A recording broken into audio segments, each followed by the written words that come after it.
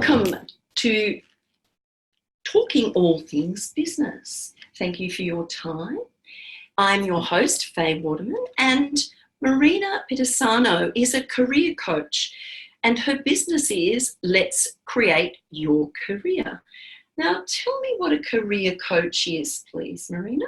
Okay, so a career coach is a coach that supports an individual through their career planning, their job search activities, and possibly, like what we mentioned, is what would I like to be when I grow up. So you'll find that most cases a career coach is found either in high school, where they go to where children and high school kids go to speak about what they want to be at university. So this is in years 11 and 12 when they're deciding on the subjects that they're choosing and things like that. So that's their career coach there. Yes. But a lot of the time they don't really know what they want to be when they're in year 11 and 12. The career coaches helps them identify possibly pathways, right, or identify subjects, or identify the next step, which is either university or a trade, or actually going back to work, or going into the workforce. Right. Then you meet us again at university, where now you've done your university degree, and it's like, where do I get my internship? Where do I practice the skills that I've learned at university? How do I apply for the graduate programs? And so forth. But there's so much to remember, isn't there? And so how do these kids get to know all this? You know, they've got this support at school, but when they leave school and they go out into the big wide world, these things aren't really at hand, are they? No, and that's why career coaches have, I believe it's a phenomena that has been developed possibly over the last 10 to 15 years. It's grown more because what people used to do, and when there was an abundance of jobs, yes, and I remember that when I was younger, I got my job at National Australia Bank in my first few interviews. I was chosen and transitioned into the workforce very easily. But way back then too, it was a lot easier than it is now, isn't it? Correct, because back then there was so many jobs, not enough people. Yes. Now we're entering into a market where there is many retrenchments. The market is becoming smaller. Therefore, the opportunities are far less, and therefore you are required to really build your portfolio, build yourself up, sell yourself a lot better, because you're now applying for positions where you could be up against 100, 200 applicants. That's right. So what has happened to people that are wanting to change jobs or need to get back into the market? What happens is they think the first place is to go and speak to a recruiter. Right. Now, recruiters are inundated with work, and they don't mean any harm. They're inundated with work. They're going through hundreds of applications. They're trying to source the right person. Therefore, they're not going to be able to spasmodically just meet people. So what's the difference between a recruiter or a recruitment agency and what you do as a career coach? Well, a recruitment agency, most people require, you don't always require a recruitment agency, but a recruitment agency is very, very helpful because they have the jobs. Right. Okay. So they have gone out to organisations, companies, businesses, and they have been chosen to recruit for those roles. Right. So a recruiter will have the roles available where you need to go and approach them and hopefully, or apply for them. So you can be a recruiter, a hiring manager, or even a business owner. Yeah. And you've advertised the roles and you're now looking for the right candidate. Right. What a career coach does is that a career coach helps support you to sell your message and sell yourself in the most positive way, so that a recruiter will put you forward to the client. Right. So it's the preparation. Yeah. So within your role then, you work with, or you said before when we were having a conversation, you partner with them? The reason why I like partner is because, especially in my business, I work with a client until they get a job. Right. So why I say partner is because we're going through the myriad of emotions that client will have, or my clients will have, which is the confusion of when they first come to me to say, I don't know what's going on in the market, but I'm not having much success. And what's their emotional state like when they come to you a lot of the time? Because some of them would have applied for many, many roles but not been successful, not even got the opportunity to have an interview. So how do you support them through that? Well, I'll just go back on the emotions. They're going through quite a lot of emotions. Sometimes it can be trauma. Yes. Because they're actually traumatized because they've been made redundant. Yes. And what I've learned about redundancy is that it immediately stops you from seeing your future. All of a sudden, you had a future in mind that you were going to provide for your family, or you were going to go for that promotion, or you're going to lead a certain lifestyle. That's been taken away from you. And that is a big stress, isn't it? Exactly. And then you start thinking about, well, what is wrong with me?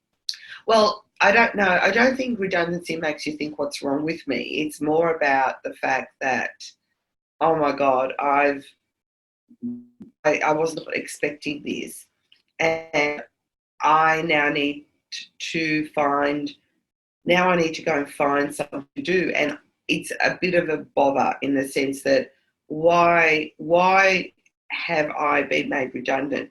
Now, in 2019, being made redundant is something that most people have gone through or will go through. So it's not the stigma it used to be once upon a time. People can still say, I've been made redundant, because organisations will understand that. But it's that fear of the unknown. Yes. It's all of a sudden, I don't know. And what happens is, because if they've been in organisations, so we're talking only about redundancy. Yes. If we've been in organisations a long time, what a lot of people don't know is, what do I need to do now or today to find that next role? I've not looked at the market. I've not navigated the market. A lot of people... Because they didn't think they had to. No. And a lot of people think that, I'll do what I did 5-10 years ago, maybe go to a recruiter, or I'll just apply for a job. And they're quite shocked by the fact that they don't get anywhere. And the best of the best, the ones that have got even the greatest skills and the greatest confidence, the greatest self-esteem, once they have that one or two knockbacks, it just starts to play up with their self-esteem. Yep. Because what they start to think of is, it does start to attack their identity. Yes. Because what happens is they think, I've got all these skills. These are people that are quite positive. Yes. These are people that know they've had great experience, they've got great skills, and they think, wow, I'm now not moving forward. I'm now not getting into those roles. And it's not anything to do with them. It's the fact that they've not prepared the tools appropriately. Because they didn't think they had to. No. And then they're just left out in this lurch and thinking, okay, what am I going to do here? Correct. And who am I going to talk to? I go to a recruitment agency and they put you up. They may look at your resume and say, oh, yes, I can put you up for this position and this position. But, you get put up for those positions and then you hear nothing from them. Correct. So therefore you come into it and you support them in the ways that the recruitment agency doesn't do. I always talk about recruitment agencies because I just always ask my clients, what have they done? And that's usually the first answer. Yes. You also have to remember there is a difference. So you have the people that have lost their jobs, but you also have the people that sit in very toxic jobs. Yes. So you have individuals that are sitting there, and that's where you spoke about, do you identify skills? So you have people that are sitting in jobs thinking, I don't love this anymore. I don't like this anymore. I'm struggling with this. This is not meeting my needs or my values. But when you say toxic, what do you mean? You could say toxic from being bullied or something like that, or toxic from just losing heart within the job because you're not being Well, appreciated? I think there's a variety of situations. So there's the ones that they're not being supported by their leaders. Yes. They don't feel valued, or they're not supported, or they're overlooked. Overlooked, yes. Overlooked by their opportunities. Yes. So what happens with those is they're getting disillusioned Mm-hmm. and disappointed, Mm-hmm. and they're thinking, why am I being overlooked? And, I just don't feel like I'm getting anywhere here, because every time I try to move forward, I'm just held back. The second one is, I can't do any more here. I've done everything possible. I've done every task, every job.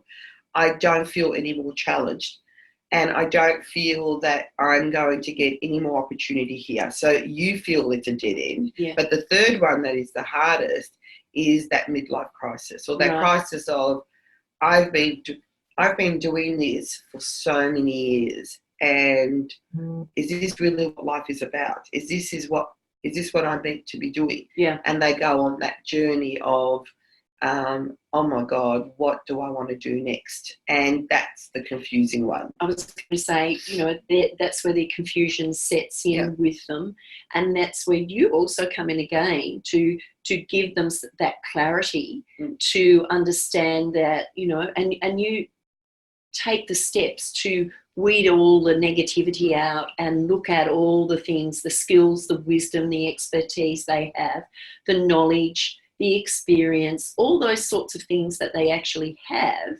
and start giving them hope again. Well, that's exactly how I work with my clients. So I work with my clients in a variety of different ways. So I do have career exploration, yes, which is where we sit down and we explore what their skills are, what their values are, what their passions are, what their interests are, what have they done in the past. And through that exploration, we identify where they could transition to. Yeah. I also have what's called a career consultation. Right. And a career consultation is having an idea of, this is where I want to go. So again, we identify skills, passion, interests, but we then identify the roles, and then we look at an action plan on how we're going to drive all the knowledge we have into possibly a resume, or what are going to be the action plan or the steps to get them focusing on their next opportunity. And then the last one is the ones that are very much into job search. The job search is, I know I want to get these jobs. So I've come from IT, I've come from finance, come from HR, I've come from real estate, I've come from administration. I now want to shift into another role, similar or maybe not similar, sales, business development, account management. Something completely different.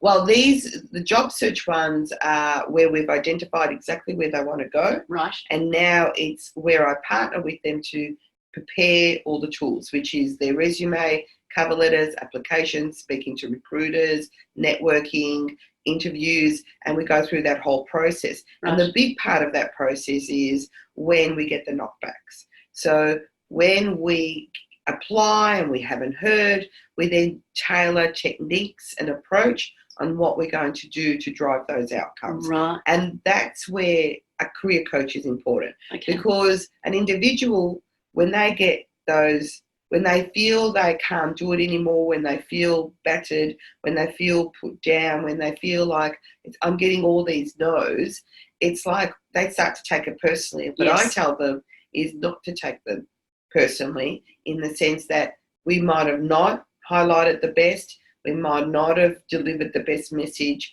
We probably need to learn from those experiences and start to tailor a different approach or a different way.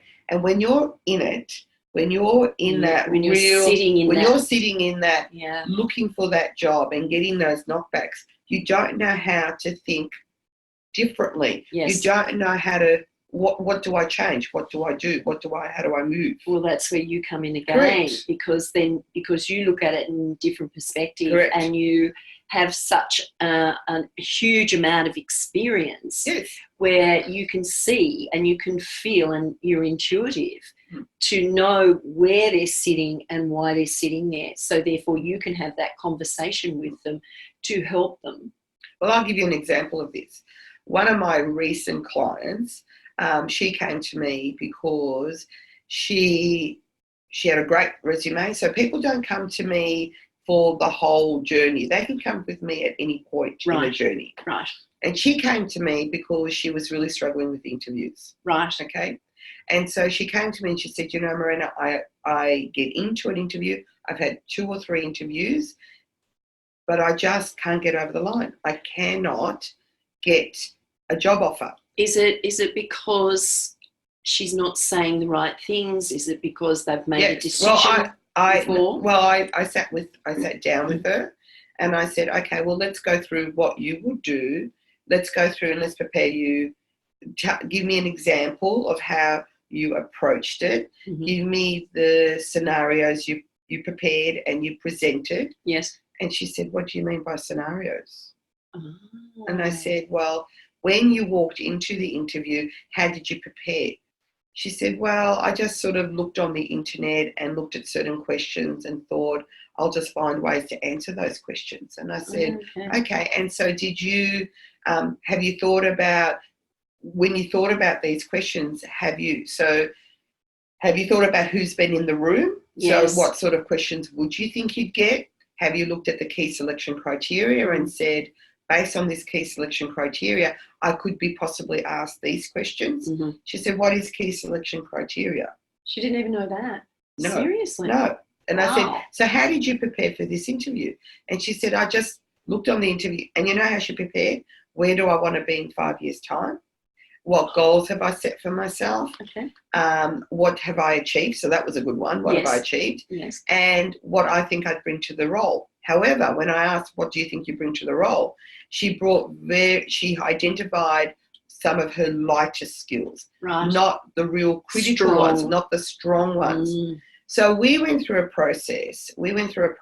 Of identifying. So what we did is that I taught her what key selection criteria was. Yes.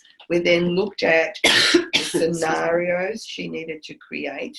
So, which is very much about using a STAR approach. Yeah. And people out there who have seen this before would know what I'm talking about: situation, task, action, result. And I have a very unique way of working with clients with that. I don't ask individuals to answer 100 questions. I build 10 to 15 major scenarios which can be mind mapped and used for any question. So we built those. I then needed to build her self-esteem. Yeah. And so the way we did that was that we identified all the achievements, and she had many more achievements than she had put on that resume. Yeah. She didn't sell herself. No, I identified all the reasons why she was a great executive assistant. We looked at all her skills and we brainstormed many more, even more so than what she had. What she realised she had. Correct. Yeah. And then what we did, so we had the skills, we had the scenarios, we had the reasons why she deserves to get the role. And then what we did is that for every role she went for, we then tailored the scenarios, the skills and the knowledge based on who was in the room. Right. So if there was HR or business owners, and we then learned. What we also did was that we had to make her more succinct in her answers. She was, what was happening with my client was that she would go into a story, but the story was never ending. So you would lose. You would lose them. You would lose them. Like she would lose her listeners. Yeah. Like she would lose them, and therefore they'd say, okay, thank you very much, and move on. So she was learned to be far more succinct. The other thing we did was that we actually had to talk. She was extremely well dressed, this client, extremely well dressed. However, we knew that she was going to be working for financial controllers, managing directors. So we made sure that her dress sense and the way she was presented was 100% excellent. Yeah. So she brought a new suit. She would wear her hair up, very, very light jewelry. And so therefore, so she would walk in. So her presentation was immaculate, and then her answers were immaculate. Yeah. And we used to spend hours working through the scenarios. Now, that's why I say I partner with my client. Yes. Because I'm not set up in the sense of you're going to get 6 sessions or 12 sessions. We will work as hard as we can to drive the outcome. So we worked very hard. We went for jobs with Vic Super. We went for jobs with iWealth. We went with jobs for Villa Maria. So we're not talking about companies that are not well known. Yes. We're talking about large companies dealing with very senior people. And I was lucky, and I was really proud of her because she won her role as the executive assistant for Villa Maria. Wow. Reporting to the financial controller. Fantastic. But you have so much work that you do with these people. So you would really get to know them. Yes. You would, they would really get to know, like, and trust you. Yes. And put their faith in you and believe in you that you are going to support them, do the best they can for every role that they apply for.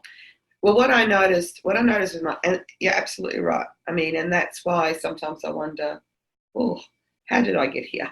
Because I do, but you have those skills to be able to do that. Well, I really believe in my clients. I believe that everyone is unique. Yes. Everyone has talents. Yes. And it's all about drawing that out and being able to promote that. And so for me, I really believe in them. It was what someone said to me the other day, that I never give up on my clients, but sometimes my clients give up on me.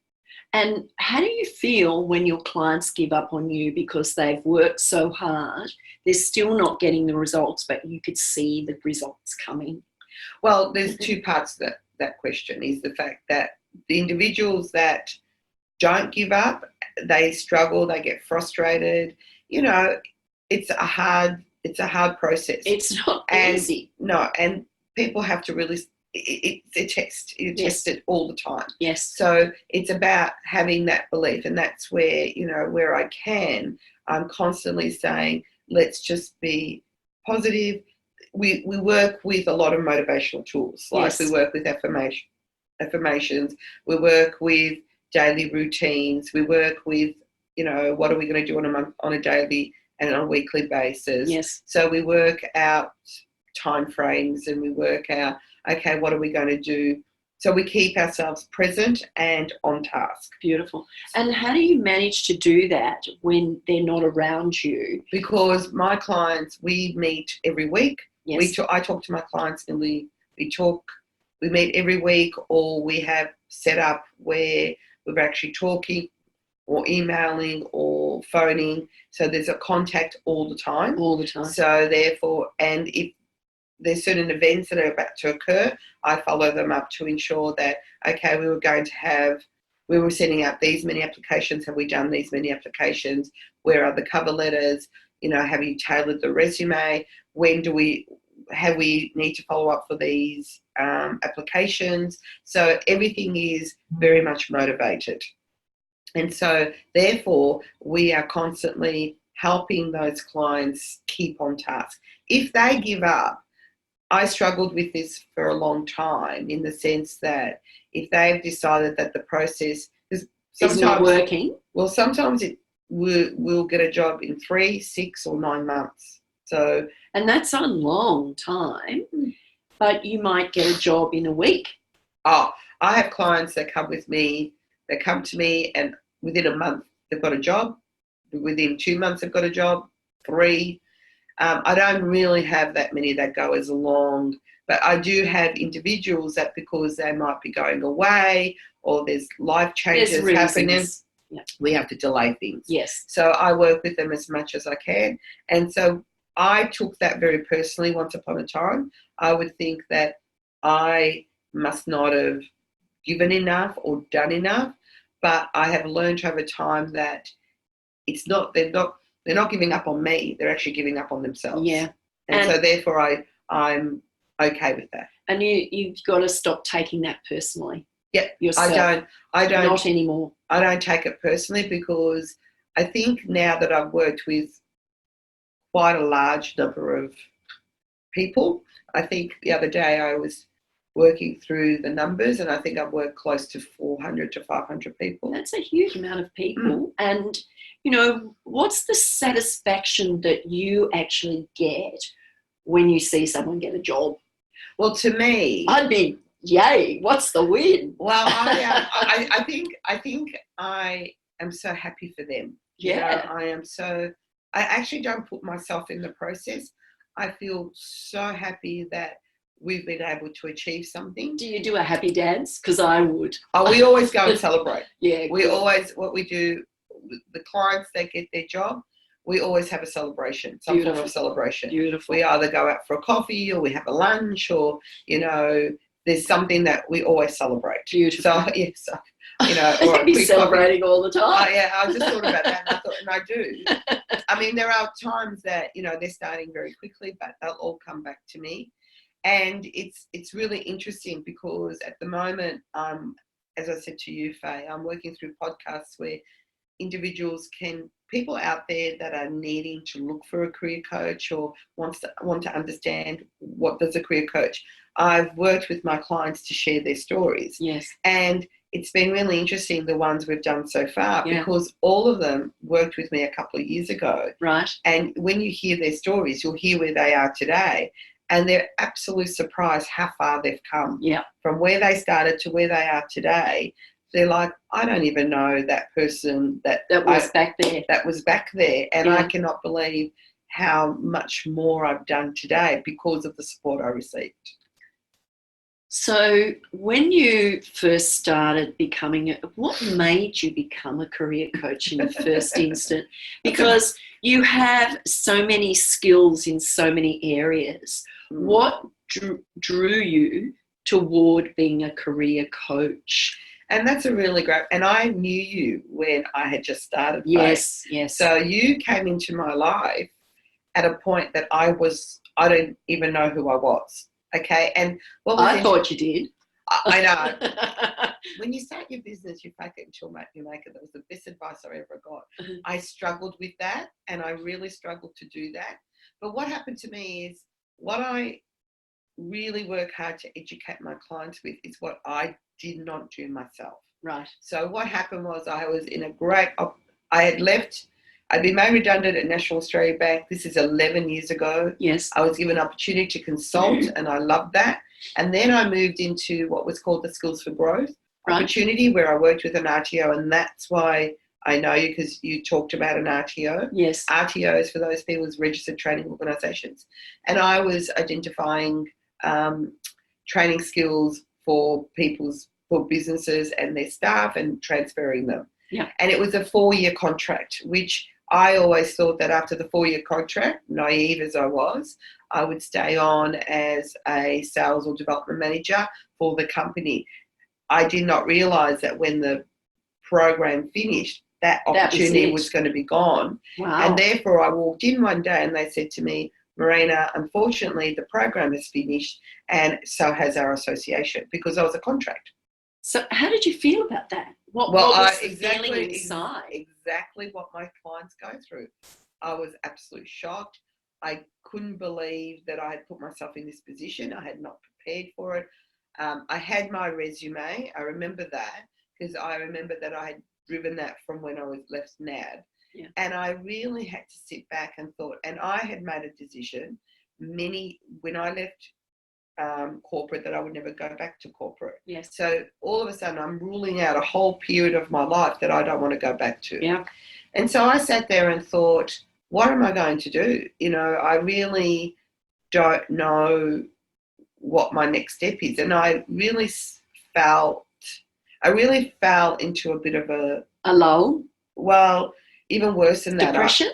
I wasn't depressed, but I was really, really lost. Really lost. Right. And I thought, and that's where I met you, Faye. So we went to a Women's Network Australia event. Right. Yes. And, you know, I use you as, I always use you as my scenario of someone that was courageous. Courageous. Yes, because I always remember what you did, and I always educate my clients to do this, is that I always remember you getting up and saying, hello everyone, my name is Faye Waterman and I'm out of a job, but I'm here to get to meet people and get to know people and to see what opportunities I could create. And I'll always remember that. That's what you said. I can't remember saying it. And, Anyway, yeah, but you were there. And remember, Yes. you didn't have a job. No. And remember, you had just come to a network meeting, and I'd never been to networking meetings, so I was new to all this. So I was terrified. Remember that? Yeah. And I always remember that. I was in awe of that because I would never do that. And this is what I'm trying to teach my clients. You have to become comfortable with being uncomfortable. You've got to have step to go up. You've got to step out and step out, because to find a job, you don't find it anymore through the front door. You've got to go find back doors. Yep. And so therefore you have to network and you get to build relationships. Yep. But how do you do that when it's scary? Oh, so I remember that. terrifying. Exactly. And that day I met Danny Ford. Yes. And you remember Yes, Danny? I remember Danny. Correct. Yes. And nothing happened that day, but I just had something in me and I kept persisting and persisting. It took me 6 months before I could nail her down. So, Danny, I thank you for the bottom of my heart. Uh-huh. And she said to me, I have an opportunity for you. I'm running a Cert 1 in vocational prep where you work with people on career. And I'm like, again, oh my God, what is that? Again, what is that? What do I need to do? So she gave me all the tools. She gave me all the information. We got the clients through. And what I discovered was that I really had a passion for the job.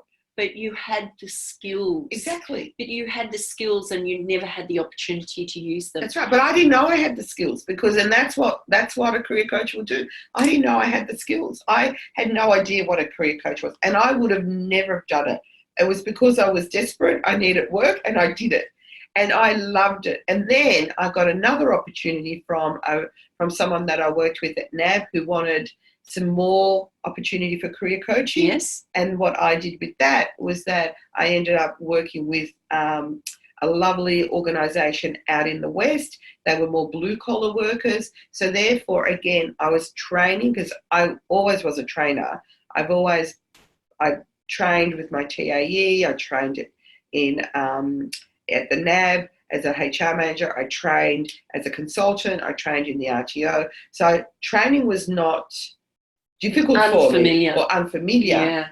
The career coaching was. And so I learned, and then I went back to school and I did some more facilitation work and I did more coaching opportunities where I could improve, and then developed my programs and my own process. Yes. To then become what I am today. And you said that you've helped almost 400 people or 400 people plus. Yep.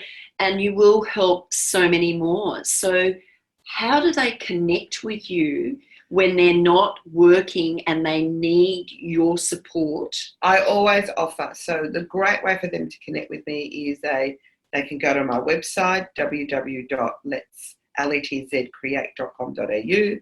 They can give me a call, 0414 443 815. They can send me an email, marina@let'screate.com.au. And I offer a 30-minute free consultation. Okay. So in that, I start to understand what are the needs of the individuals, what are they looking for, how could I, and I also show them how I can help them, because it's important to know, can I work with this person? Will this person give me what I need? And you as the client will understand whether I'm the right person for you. Yeah. Sometimes I'm not. Sometimes Yes. I'll put you in front of, I have a lot of specialists around me, so they might want to do something on LinkedIn, and I feel that Karen Hollenbach, who is my business partner, maybe she might be someone that could help them, or they might need to go back. If they're grads or if they're starting out in their career, they might need different support. A lot of times they might need life coaching before they need a career coach, or they might need a business coach. But you pick all these things up when you're asking them those questions. When I first, in that 30-minute consultation, we go through the process of where are they being stuck? Yes. What's causing them confusion, or what's losing their self-esteem, or what's happening to them? Yeah. Where is their pain points? Yes. What are their pain points? And then how can I help them, drive? How can I help them move out of their pain points to achieve success. And then I show them what I can do for them. And then from there, they decide what they want to do. Yeah, and we can't work with everyone because not everyone is our client. No. So what you're doing also there is you're having a conversation with them and asking them these series of questions, and you're working out whether they are the right client for you, or you have a list of people that they can actually go to, so you refer them on. So you don't just leave them in the lurch. No. You actually refer them on to someone who they can work with or who is appropriate for what they need. Yeah. And that's what it's all about, isn't it? It's not about if you can't work with them, then you recommend somebody else. Well, I'll give you an example of this. I had a client referred to me from South Australia. She was one of the lawyers in South Australia, and I actually have her testimonial. And she came. You should have everyone's testimonials. Oh, I tried. Everyone's always willing to give me a testimonial. I've got quite a lot of them, but this one was really important because, and they all are important. This person came to have a chat with me because she was in South Australia. She's like in a very, very small town, nothing much around her. And she's now in a position where her family is growing and she needs to spend more time with her family. So these are very much, so she's working. She's got a small family, but now she needs to spend time with her family. Yep. That's what I mean by transitional change. Yes. You'll get to a point where what you're doing isn't working for you anymore, Yep. and you need to think of change. And so that's where she comes to you. Well, she came to me and she said, look, Marina, I need to think, I'm in the middle of nowhere, and I need to think of this change. So we had a chat, and she was about to approach 2 people about discussing opportunities. And part of that process was to also identify whether or not she wanted to start her own business. Right. So what I did in that session or in that consultation was give her some really strong advice and support on how to have those conversations. Yes. What were the questions to ask? What were the curiosities, and what to draw out to make her decision? Yep. She had that, and when she asked the questions that we had prepared, she then discovered an opportunity came up for her in her mind that she could probably subcontract back to her job, Right. but also possibly start her own job, her own business, Right. in particular legal skills. Right. So through that one conversation, and through her being able to ask the right questions to the job opportunities, Yes. and then receive all the information and then analyse that information on how she could craft her business opportunity, yep. and subcontract back and work with some of these key people, she gave herself permission now to be able to approach her boss, ask for that, and if they don't give that to her, she's quite happy to then maybe move on and Yep. leave. Yep. Now, that came out of one session. Wow. And the thing is that people need to know you're there. Exactly. People need to know that you are there to support them while they're going through that situation where it's not fun, it's emotional, it's stressful. It can be not just stressful on the individual, but on their families. And income, there's a loss of income or whatever it might be if they've been made redundant or they don't have a job or whatever it might be. So you are a crucial cog in the wheel. Well, it's interesting that you say that, Faith, because, that's where I think I've become stronger in what I do and in why it's important that they have this support, because when I think about these individuals that are going through a lot of heartache, yes, it's like all of us. When our business isn't going well, we might consider a business coach to say, can you look at my business? Look at my business and say, what do I need to improve on? People that are trying to lose weight will go to a weight loss coach. Yes. They'll go to someone. People that are struggling in their lives might go to a life coach to get life strategies. Or psychologist or Or someone exactly. like that. So yeah. it's always important to have someone on the outer. And, you know, in Someone my life, on the outer so that they can look in and have a different perspective. and for me, and so it's always important to get that external help. Yes. Because you just never know the one insight, the one word, the one door that opens that could really change your life. The whole, yeah. And you just don't know if that's going to be your opportunity. So why would you want to stay stuck? Why would you want to keep doing the same old things and going nowhere? Reach out. Our services are not overly expensive. You know, you can work with me on one session or 3 sessions or 5 sessions. It just depends. Exactly. Yeah. And it's not about the cost. It's about moving you forward. It's about getting them to a place where they feel worthy, their self-worth, their self-image, their emotions are back intact, and they are doing something that they feel is productive. And you give them that by working through all these things and talking to them and creating that rapport with them, developing that know, like, and trust. Well, once upon a time, Faye, what was interesting for me was that I even questioned why it was necessary. We always question what we do and why we do it. Well, in the sense that I thought people have a whole sea of information.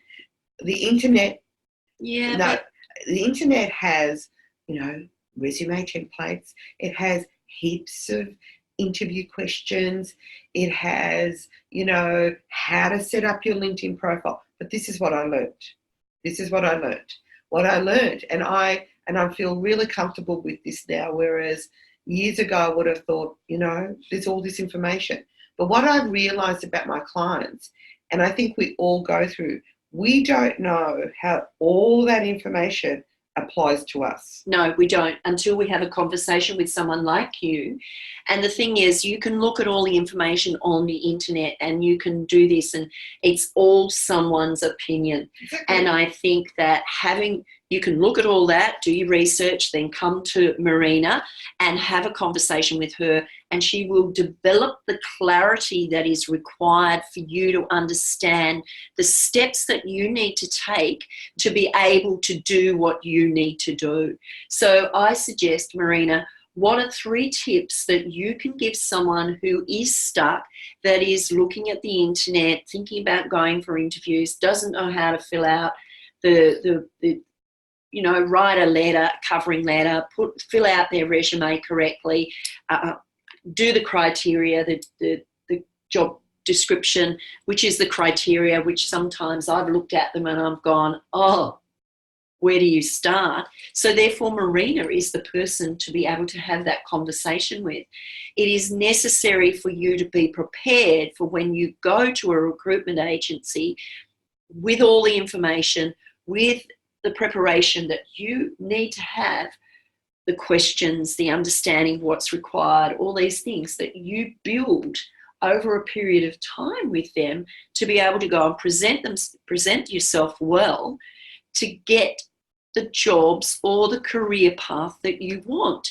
So you're an essential cog in the wheel. I believe I am. And you know what? Until now, having a conversation with you and really understanding where you sit, you are an essential cog in the wheel. And I think that... I'm glad I've convinced you. Yeah, no, but you didn't have to convince me. I think that the reason that I have these conversations with people is to draw this information out of you so that people can understand who you are, what you do, why you do it, and how you can help them. And that is what it's all about. And working with you when people are stuck. And the 3 tips Yes. is that what's really, really important is that people need to be prepared. Prepared. So what you need to do is ensure that you are prepared in all aspects of your job search. So if you don't feel prepared, then reach out to someone. Yes. The second tip is do not take those no's personally. You know, I always believe that if you've received a lot of no's, it might be that you're going down the wrong path, or you haven't been prepared, you're not highlighting the right things. So look at why you're getting the no's, and look at improving. Yeah. The third tip is job search is not one strategy. You have to have many strategies. So it's not just about going through the front door. It's not just about job applications. It's about networking. It's about offline, online. It's about who we know. It's about who do we apply for. So you do not have just one job strategy. You must have plenty at the same time. Beautiful. So they're the tips that I usually tell people. Fantastic. Let's say again where they can connect with you, please, Marina. So please go and visit my website, www.letscreate.com.au. Have a look at my programs, have a look at my testimonials, have a look at, my podcast that will be hitting the shores very shortly. And your LinkedIn? Connect with me on LinkedIn under Marina Pitisano. You'll then see all the blogs that I write, all the posts that I set up, statistics, all information about what's happening in the market. So connect with me on LinkedIn. You can always connect with me in my Facebook. We have a Career Grow community. It's on Facebook, and what we do, it's become a career hub of resources that you can connect with us on. So simply go to Facebook, look up Career Grow, and come and join our community. We share many, many things on that with Karen and myself. Or give me a call, 0414 443 815, and have a chat with me and book in a career consultation with me. Thank you, Marina. It's been wonderful learning and having a better understanding of what you do, because that gives me the opportunity to create referrals. Thank you. And this is Talking All Things Business. I'm Faye Waterman, your host. If you want to be on the show, then all you need to do is connect with me on Facebook, send me a message. Or if you know somebody who would like to share their experiences on Talking All Things Business so that other people know what you do, please connect with me. Until next time, bye for now.